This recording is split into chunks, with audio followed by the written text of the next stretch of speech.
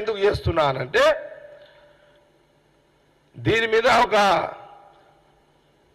BJP MP Raghu దీని మీద ఒక కామెంట్ చేసిండు, నేను టీవీలో చూసినది. ఓకే, నేనేమంటున్నా అంటే ఇప్పుడు మీకు బాధ్యతలు ఇచ్చారు కదా.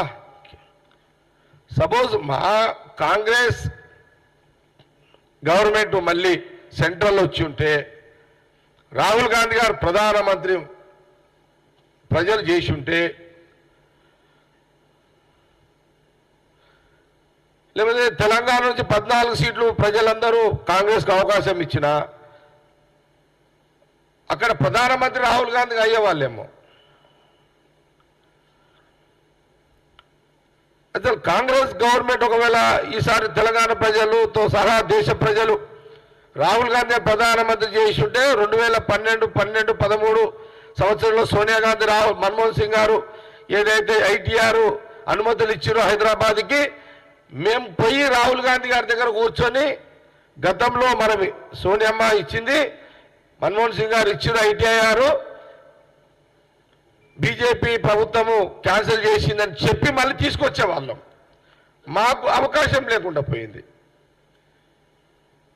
నెక్స్ట్ మళ్ళీ మాకు నమ్మకం, మళ్ళీ తప్పకుండా రానున్న ఎన్నికల్లో మళ్ళీ మాకున్న 16 సీట్లలో మళ్ళీ 14 సీట్లు తెలంగాణలో ఇస్తారని ఆశపడుతున్నాం ఎంపీలను.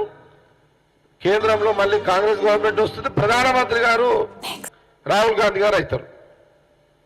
ఆ నమ్మకం వచ్చింది మాకు. ప్రజలు ఆ రకంగా మాకు విశ్వాసాన్ని కలిగించారు. కానీ అప్పటిదాకా మా బాధ్యత ఏంది? ఈ ప్రభుత్వానికి ప్రజలు అవకాశం ఇచ్చినప్పుడు అపోజిషన్ పార్టీగా, కాంగ్రెస్ పార్టీ అపోజిషన్ పార్టీగా మేము ఇక్కడున్న కేంద్ర మంత్రులను అడిగి మీ ద్వారా అయినా అయిపోతే మీ క్రెడిట్ మీకే వస్తుంది కదా. హైదరాబాద్గా ఐటీఐఆర్ మీరు తీసుకొచ్చారనుకోండి, మీకే మంచి పేరు వస్తుంది కదా. ఈ ఆలోచన మీరు ఎందుకు చెయ్యరు? మిమ్మల్ని పొలిటికల్ విమర్శ చేస్తలేం. ఇది అక్కడ మిస్ అయింది కాబట్టి, మీ గవర్నమెంట్లో మిస్ అయింది కాబట్టి తీసుకురండి. ఈ అడ్వాంటేజ్ మీరు తీసుకోండి, తప్పేం లేదు కదా. కాబట్టి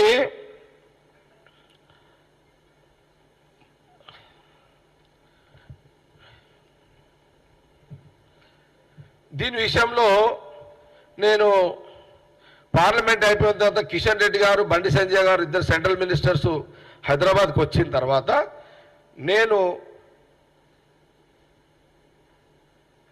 వాళ్ళ అపాయింట్మెంట్ తీసుకొని కిషన్ రెడ్డి గారిని, బండి సంజయ్ గారిని కలిసి రాతపూర్వకంగా వారికి రిప్రజెంటేషన్ ఇచ్చి, గతంలో ఈ రకంగా జరిగింది, మిస్ అయిపోయింది మీ గవర్నమెంట్లో, ఇకనైనా మీరు తీసుకురావాలి అని నేను వారు హైదరాబాద్కి వచ్చిన తర్వాత తప్పకుండా కిషన్ రెడ్డి గారిని, బండి సంజయ్ గారిని అపాయింట్మెంట్ తీసుకొని రిప్రజెంటేషన్ ఇస్తా, ఐటీఐఆర్ని మళ్ళీ క్యాన్సిల్ అయ్యిందని మీరు తీసుకురండి అని రిప్రజెంటేషన్ ఇస్తా. ఇదొక విషయం. ఇది 2012 సెప్టెంబర్ 8వ తేదీన అప్పటి యూపీఏ ప్రభుత్వం ఐటీఆర్కి అనుమతులు ఇచ్చింది. సెప్టెంబర్ 20, 2013 అధికారికంగా కూడా ప్రకటన వచ్చింది. ఒకటి. రెండవది, 50,000 ఎకరాలలో హైదరాబాదులో ఐటీఐఆర్లో భాగం, అంటే అందులో ఐటీ ప్లస్ ఐటీఈఎస్ పరిశ్రమలు ఏర్పాటు చేస్తే ప్రభుత్వానికి కూడా ఇన్కమ్ ఎట్లా, దాదాపు ఈ ఐటీఈఎస్ ఈ 50,000 ఎకరాలలో ఈ ఐటీఆర్ని ఏర్పాటు చేసుకున్నట్టయితే ప్రభుత్వానికి కూడా 3 లక్షల కోట్ల పెట్టుబడులు కూడా వస్తాయి. అట్లనే దాదాపు ఈ యొక్క ఇన్స్టిట్యూషన్స్, ఈ యొక్క వ్యవస్థ ద్వారా దాదాపు 60 లక్షల ఉద్యోగాలకు వచ్చేవి అనేది అంచనా. అంటే ప్రాసెస్లో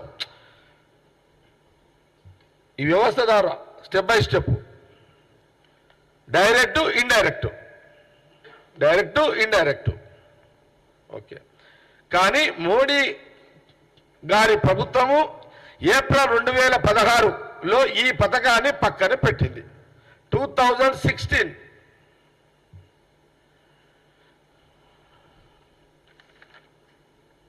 అట్లాగే ఈ పథకాలు అమలు జరిగితే ఎస్సీజెడ్లు